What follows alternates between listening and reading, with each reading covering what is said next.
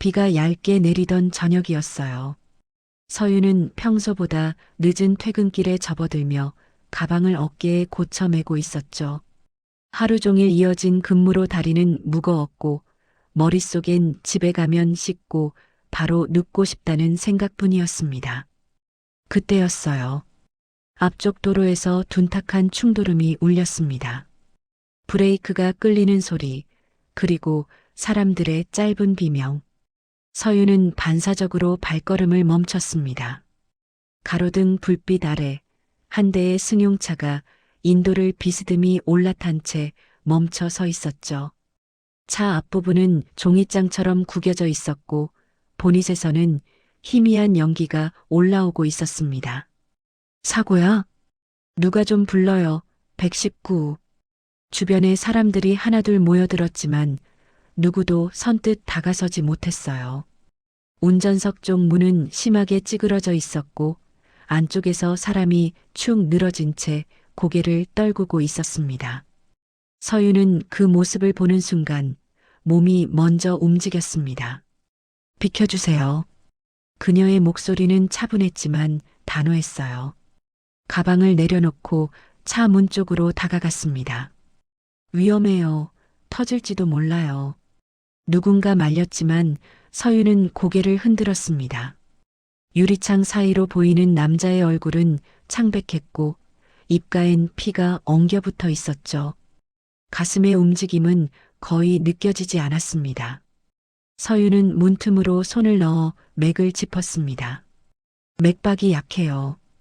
그녀는 숨을 깊게 들이마신 뒤 낮은 목소리로 말했습니다. 119 부르셨어요? 자동제 세동기 있는 곳 아시는 분 없나요? 누군가 전화기를 들고 뛰어갔고 서윤은 도로 위에 무릎을 꿇었습니다. 비가 바지에 스며들었지만 신경 쓸 겨를이 없었어요. 그녀는 남자의 가슴 위에 손을 포개고 정확한 위치를 잡았습니다. 하나, 둘, 셋. 규칙적인 압박이 이어졌습니다.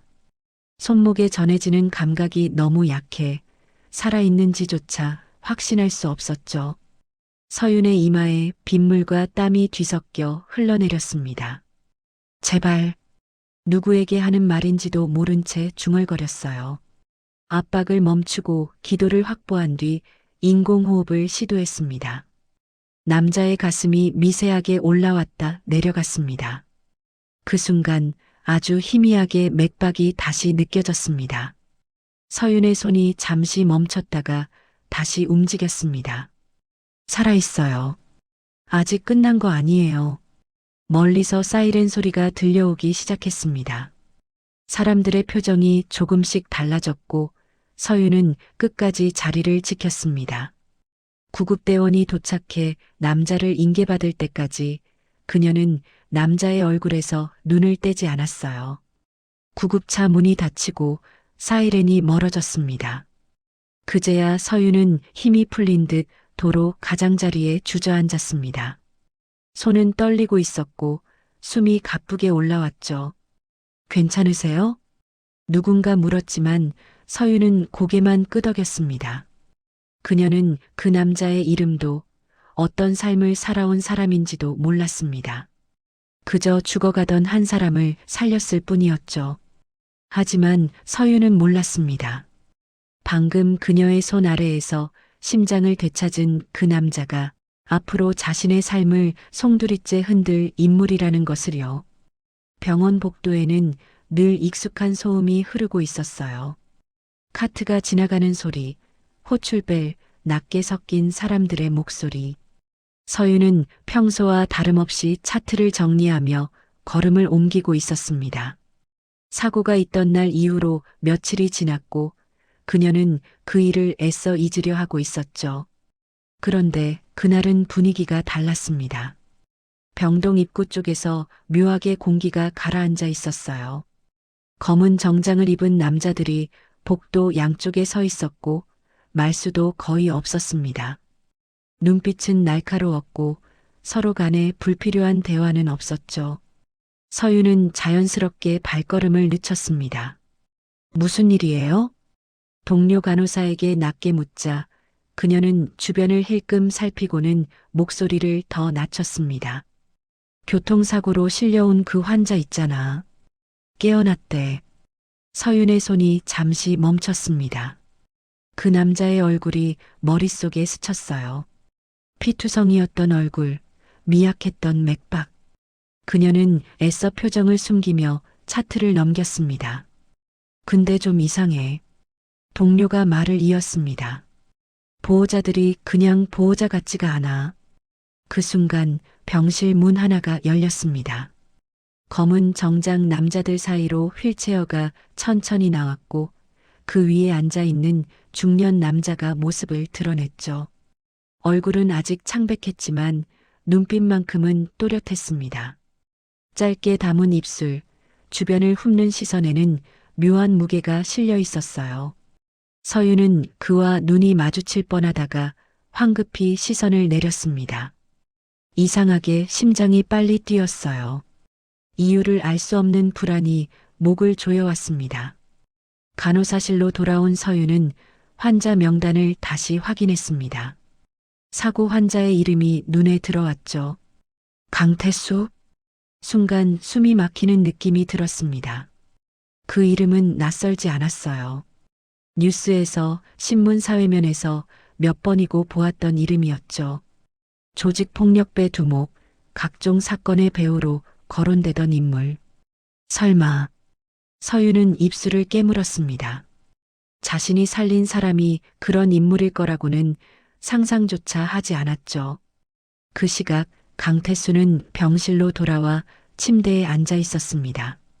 그의 옆에 선 부하는 조심스럽게 말을 꺼냈습니다. 형님, 그날 현장에 있던 사람이 확인됐습니다. 태수의 눈이 천천히 들어 올려졌습니다. 누구냐? 병원 간호사입니다. 이름은 서윤.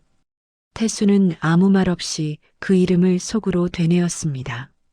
잠시 후 낮고 느린 목소리가 흘러나왔죠. 그 사람 덕분에 내가 살아있군. 그의 시선이 창밖으로 향했습니다.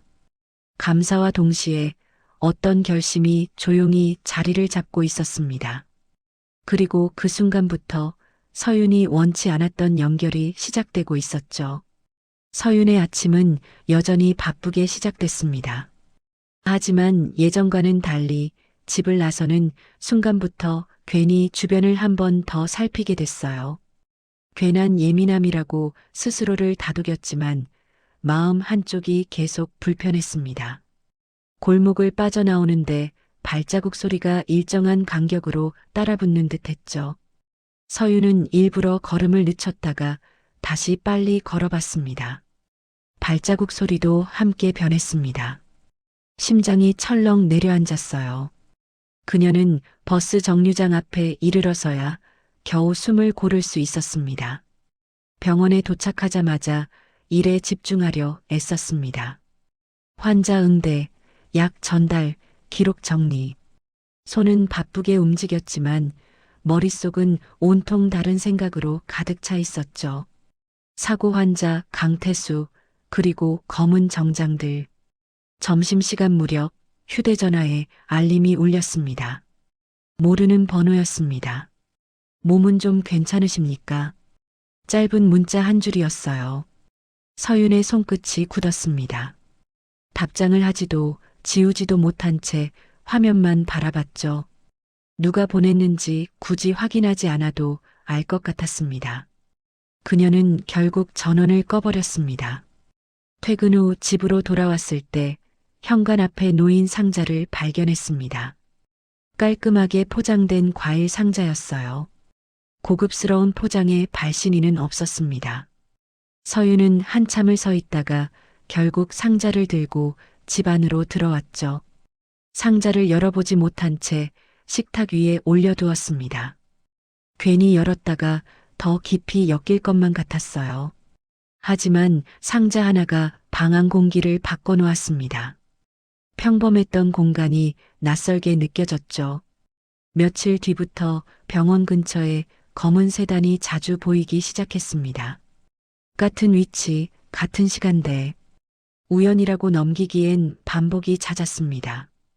서윤은 점점 긴장한 채 생활하게 됐습니다. 동료에게 조심스럽게 털어놓자 동료는 얼굴이 굳었습니다. 괜히 엮이지 마. 그런 사람들 은혜 갚는 방식이 정상이 아니야. 그 말이 서윤의 가슴에 오래 남았습니다. 감사인지 감시인지 선이었는지 집착이었는지 그녀는 알 수 없었죠. 그 시각 강태수는 병원 맞은편 건물 안에서 창밖을 보고 있었습니다. 그의 옆에 선 부하는 말했습니다. 형님, 직접 나서시면 부담이 됩니다. 태수는 고개를 저었습니다. 멀리서 지켜보기만 해. 불편하게 하지 마라. 하지만 그의 말과 달리 상황은 이미 그의 손을 벗어나고 있었습니다. 서윤을 둘러싼 불안은 조금씩 그러나 분명하게 커지고 있었죠. 강태수가 병실을 비운 사이 조직 안의 공기는 눈에 띄게 달라졌습니다. 겉으로는 조용했지만 속에서는 미세한 균열이 퍼지고 있었죠. 태수가 교통사고로 쓰러졌다는 소식은 이미 바닥까지 내려가 있었고 그의 회복이 더딜수록 사람들의 속내도 노골적으로 드러나기 시작했습니다. 조용히 세력을 넓히는 인물이 있었습니다. 태수의 바로 아래에 있던 남자, 모두가 이인자라 불렀던 존재였죠. 그는 겉으로는 태수를 걱정하는 듯 행동했지만 뒤에서는 사람들을 하나씩 자기 편으로 끌어당기고 있었습니다. 형님, 예전 같지 않으십니다. 그의 말은 걱정처럼 들렸지만 속뜻은 달랐습니다. 태수가 더 이상 예전의 강태수가 아니라는 인식을 퍼뜨리고 있었죠. 그 무렵 서윤은 아무것도 모른 채 평소처럼 근무를 이어가고 있었습니다. 하지만 병원 주차장에서 차에 오르려던 순간 등 뒤에서 낯선 기척을 느꼈어요. 서윤은 반사적으로 고개를 돌렸습니다. 검은 모자를 눌러 쓴 남자가 서 있었습니다. 눈이 마주치자 그는 미소를 지었습니다. 서윤 씨 맞죠? 심장이 철렁 내려앉았습니다. 누구세요? 서윤의 목소리는 떨렸지만 최대한 침착하려 애썼습니다. 남자는 한 걸음 다가오며 낮은 목소리로 말했습니다. 괜히 걱정하지 마세요. 형님께서 고마워하셔서요. 그 말에 서윤의 얼굴이 굳었습니다. 형님이라는 단어 하나로 모든 퍼즐이 맞춰졌죠.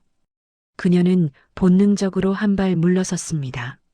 앞으로도 조용히 지내시면 됩니다. 남자는 그렇게 말하고는 미련 없이 돌아섰습니다. 위협인지 경고인지 알 수 없는 말만 남긴 채였죠. 서윤은 그 자리에 한동안 서 있었습니다. 다리가 굳어 움직이지 않았고 손바닥에는 식은 땀이 흥건했습니다. 단순한 호의가 아니라는 사실이 분명해졌어요. 그날 밤 이 소식은 태수의 귀에도 들어갔습니다. 부하의 보고를 들은 태수의 얼굴이 처음으로 굳어졌죠. 내 이름 팔아서 누가 그런 짓을 했어. 그의 목소리는 낮았지만 분명 분노가 실려 있었습니다. 조직의 방식이 서윤을 위협하고 있다는 사실을 깨달은 순간이었죠. 태수는 천천히 숨을 내쉬었습니다. 그리고 처음으로 조직과 서윤 사이에서 무엇을 선택해야 할지 고민하기 시작했습니다. 이 선택이 더 큰 파장을 불러올 것이라는 것도 모른 채 말이죠. 며칠은 아무 일도 없는 것처럼 지나갔습니다. 서윤은 애써 평정을 유지하며 일상에 매달렸죠. 하지만 불안은 사라지지 않았고 오히려 조용한 시간이 더 불길하게 느껴졌습니다. 그날 저녁 집 우편함을 열던 서윤의 손이 멈췄습니다. 얇은 봉투 하나가 눈에 띄었어요. 발신인도 주소도 적혀 있지 않았습니다. 단정하게 접힌 모양이 오히려 섬뜩했죠. 집 안으로 들어와 봉투를 뜯는 순간 숨이 턱 막혔습니다. 종이 한 장에 또박또박 적힌 글씨. 오늘 퇴근 시간 병원 주차장. 그 아래에는 그녀의 일과 동선이 적혀 있었습니다. 몇 시에 출근하고 언제 휴게실에 들어가며 누구와 식사를 하는지까지. 서윤의 얼굴에서 핏기가 사라졌어요. 손이 떨려 종이를 떨어뜨렸습니다. 머릿속이 새하얘졌죠. 누군가 오래전부터 자신을 지켜보고 있었다는 사실이 너무도 선명했습니다. 경찰에 신고해야 한다는 생각이 가장 먼저 떠올랐습니다. 하지만 동시에 그 이름이 떠올랐어요. 강태수, 조직폭력배, 그리고 자신이 살린 남자. 서윤은 결국 신고하지 못했습니다. 괜히 더 큰 화를 부를 것만 같았거든요. 그녀는 그저 문을 단단히 잠그고 불을 켠 채 밤을 지새웠습니다. 다음 날 태수는 이 사실을 보고받았습니다. 부하의 말이 끝나기도 전에 그의 얼굴이 굳어졌죠. 그런 건 내 허락 없이는 하지 말랬다. 형님, 조직 안에서 움직인 것 같습니다. 그 말에 태수의 눈빛이 차갑게 식었습니다. 찾아내. 짧은 한마디였지만 분명한 경고였습니다. 부하들은 한 방식으로 해결하자고 했습니다. 하지만 태수는 고개를 저었습니다. 그 여자한테 상처나면 그때는 끝이다.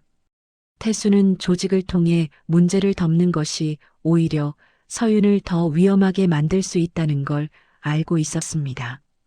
그의 선택은 조직의 논리와 달랐고 그만큼 내부의 반발도 커졌죠.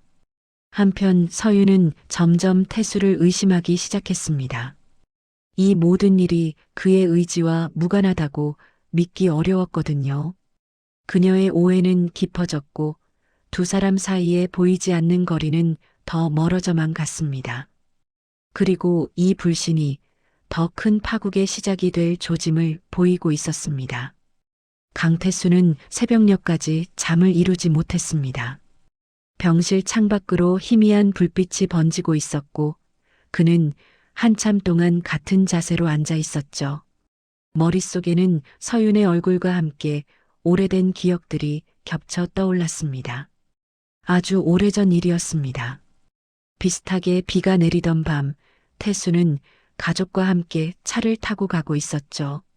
그날의 충돌 소리, 비명, 그리고 뒤엉킨 철판의 감각은 아직도 생생했습니다. 그 사고로 그는 가족을 모두 잃었습니다. 병원 복도에서 홀로 앉아있던 어린 태수에게 세상은 너무 차가웠습니다. 그때 손을 내밀어준 사람들이 지금의 조직이었죠. 살아남는 법을 가르쳐 주었고 힘을 가지면 다시는 빼앗기지 않는다고 말했습니다. 태수는 그렇게 지금의 자리에 올랐습니다. 하지만 권력과 돈이 있어도 사고의 기억은 사라지지 않았죠. 그래서였을까요? 피투성이로 쓰러져 있던 자신의 모습에서 그날의 자신을 본 것도 그 무렵 서윤은 우연히 병원 휴게실에서 짧은 대화를 듣게 됩니다. 조직원 둘이 태수의 과거를 이야기하고 있었죠. 조심스레 흘러나온 말들 속에서 그의 가족사가 드러났습니다.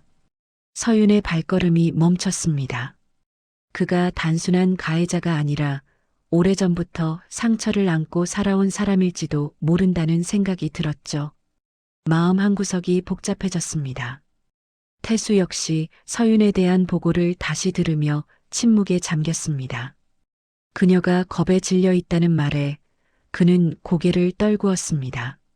자신을 살린 사람이 다시 공포 속에 있다는 사실이 견딜 수 없었죠. 조직 정리할 생각입니다. 태수의 말에 부하들이 술렁였습니다. 그건 단순한 경고가 아니라 진심이 담긴 말이었어요. 서윤은 여전히 그를 믿지 못하고 있었습니다. 하지만 동시에 그가 전부의 배우라고 단정하기엔 마음이 흔들리고 있었죠. 오해와 이해가 뒤섞인 채 두 사람은 같은 방향을 보지 못하고 있었습니다. 그리고 그 틈을 노리는 또 다른 움직임이 이미 시작되고 있었습니다. 서윤은 그날따라 유난히 병원에 늦게까지 남아 있었습니다.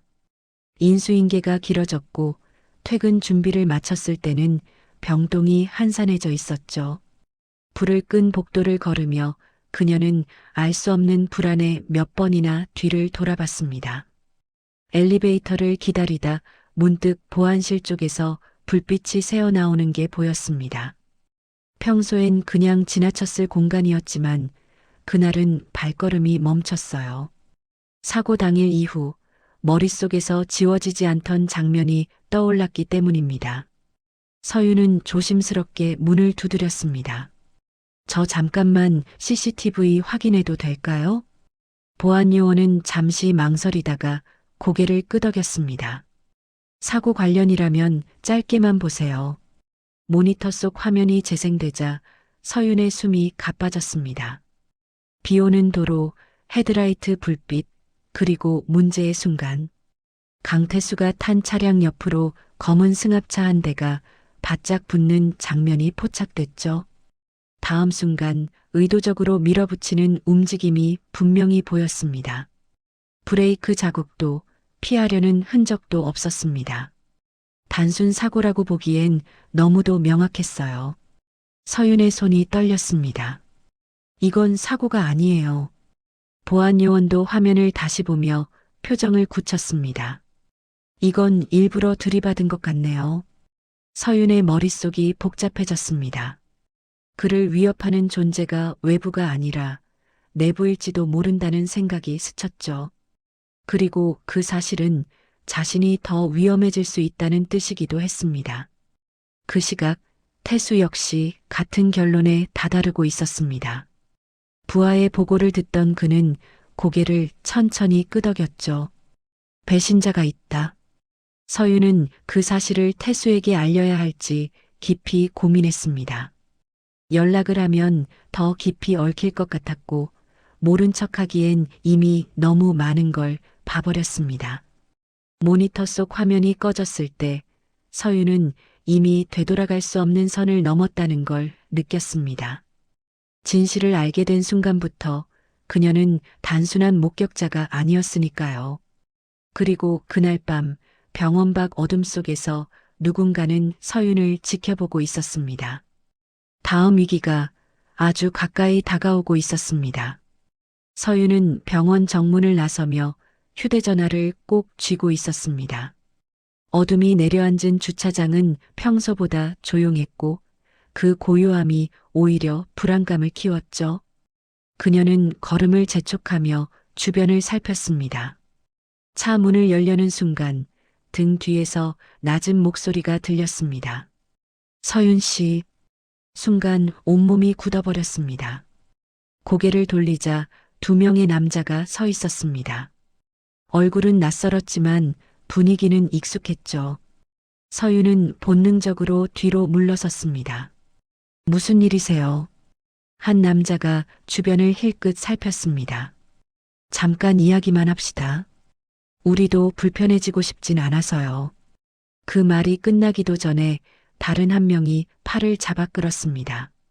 서윤은 반사적으로 소리를 지르려 했지만 손이 입을 막았습니다.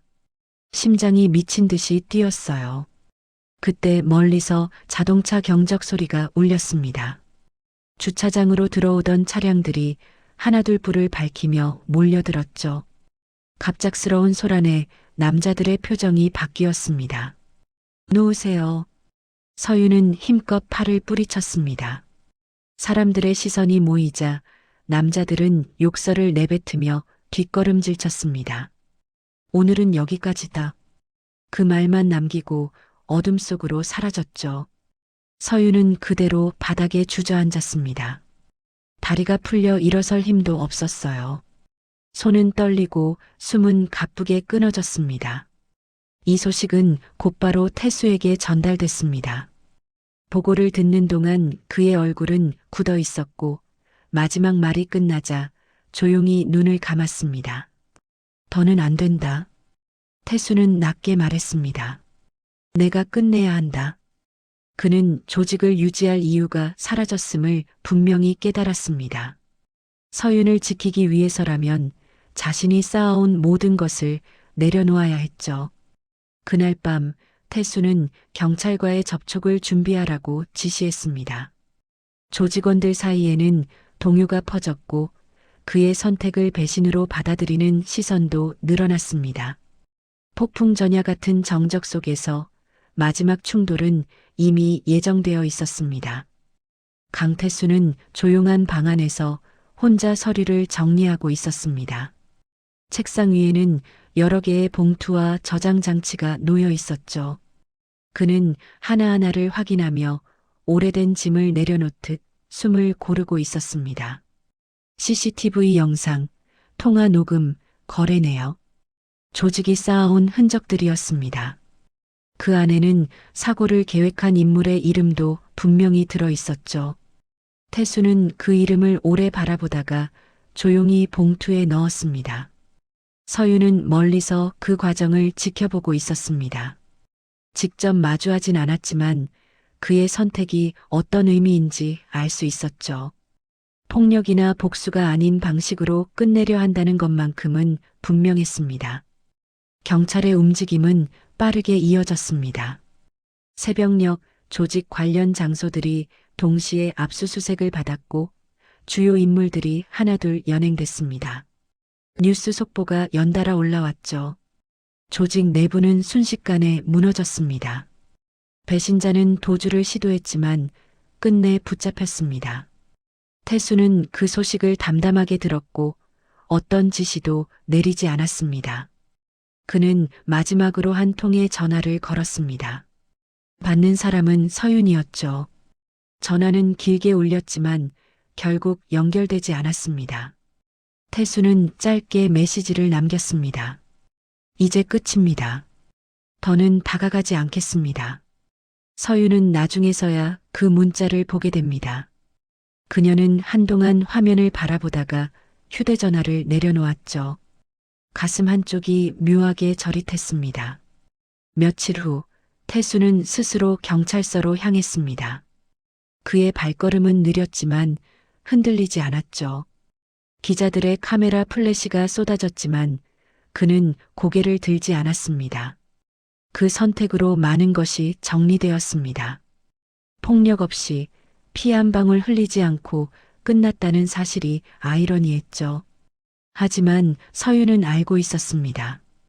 이 선택이 그에게는 가장 큰 대가라는 것을. 이야기는 이제 마지막을 향해 조용히 흐르고 있었습니다. 강태수가 경찰서로 들어가는 모습은 그날 저녁 뉴스의 첫머리를 장식했습니다. 수갑을 찬 손, 고개를 숙인 채 묵묵히 걷는 모습. 화면 속 그는 더 이상 조직의 두목이 아니라 모든 것을 내려놓은 중년 남자처럼 보였죠. 병원 휴게실에서 그 장면을 본 서윤은 리모컨을 내려놓았습니다. 주변은 평소와 다름없이 분주했지만 그녀의 시간만 잠시 멈춘 듯 했습니다. 심장이 묘하게 조여왔고 이유 없는 허전함이 가슴에 남았습니다. 며칠이 지나도 태수에 대한 이야기는 끊이지 않았습니다. 조직 해체, 내부 배신, 자수. 기사들은 사실만을 나열했지만 그 선택의 이유까지는 담지 못했죠. 서윤의 일상은 겉보기엔 평온을 되찾았습니다. 병원 근처에서 보이던 검은 세단도 사라졌고 모르는 번호로 오는 연락도 더는 없었습니다. 밤에 잠드는 일도 조금씩 수월해졌죠. 하지만 가끔 문득문득 생각이 났습니다. 비 오는 밤 도로 위에서 느꼈던 미약한 맥박. 그리고 병실 창가에서 자신을 바라보던 그 눈빛. 태수는 구치소 안에서 조용한 나날을 보내고 있었습니다. 조사 과정에서도 그는 불필요한 말을 하지 않았고 서윤의 이름은 단 한 번도 언급하지 않았죠. 그녀의 삶이 다시 흔들리지 않기를 바라는 마음이었습니다. 서윤은 자신이 그를 완전히 이해했는지 알 수 없었습니다. 두려움도 있었고 분명한 경계도 남아 있었죠. 하지만 동시에 그가 마지막에 보여준 선택만큼은 부정할 수 없었습니다. 시간은 흘러갔고 사건은 점점 사람들의 기억에서 멀어졌습니다. 병원 복도에는 다시 일상의 소음이 가득 찼고 서윤은 평소처럼 환자들의 이름을 부르며 하루를 보냈습니다. 그러던 어느 날 근무를 마치고 간호사실 책상 위에서 봉투 하나를 발견합니다. 교정시설 도장이 찍힌 봉투였죠. 서윤의 손이 잠시 멈췄습니다. 봉투를 집어든 채 그녀는 한동안 그 자리에 서 있었습니다. 열어봐야 할지 그대로 두어야 할지 알 수 없었죠. 그 선택의 순간이 마지막 장면을 향해 그녀를 이끌고 있었습니다. 서윤은 퇴근 후에도 한참 동안 간호사실을 떠나지 못했습니다. 책상 위에 놓인 봉투 하나가 계속 눈에 밟혔죠. 교정시설 도장이 선명하게 찍힌 그 봉투는 이미 열지 않아도 누가 보냈는지 말해주고 있었습니다. 조심스럽게 봉투를 뜯는 손끝이 미세하게 떨렸습니다.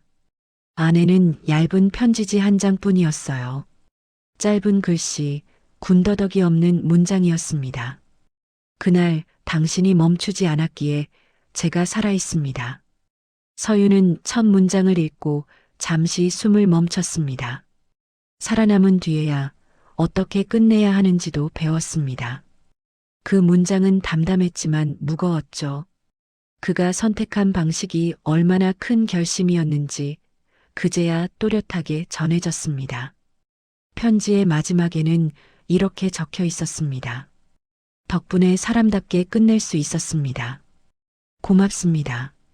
서윤은 편지를 접은 채 한동안 움직이지 못했습니다. 눈시울이 뜨거워졌지만 눈물이 흘러내리지는 않았습니다. 대신 깊은 숨을 한번 내쉬었죠. 창밖으로는 저녁 햇살이 병원 마당을 비추고 있었습니다. 사람들은 각자의 일상으로 흘러가고 있었고 세상은 아무 일도 없었다는 듯 평온해 보였습니다. 서윤은 가방에 편지를 넣고 병원을 나섰습니다. 걸음은 여전히 바빴지만 마음 한쪽이 이전과는 달랐습니다. 누군가의 삶에 깊이 관여했다는 무게를 이제는 조금은 담담히 받아들일 수 있었죠. 집으로 향하는 길, 서윤은 잠시 발걸음을 멈추고 하늘을 올려다봤습니다. 비는 내리지 않았고 공기는 맑았습니다. 그날 밤의 도로와는 전혀 다른 풍경이었죠. 그녀는 다시 걸음을 옮겼습니다. 누군가를 살린 선택은 끝난 일이 아니라 앞으로의 삶에 남을 흔적이었습니다. 그리고 서윤은 알았습니다. 자신이 구한 것은 한 사람의 목숨만이 아니라 한 인간이 마지막에 내릴 수 있었던 선택이었다는 것을요.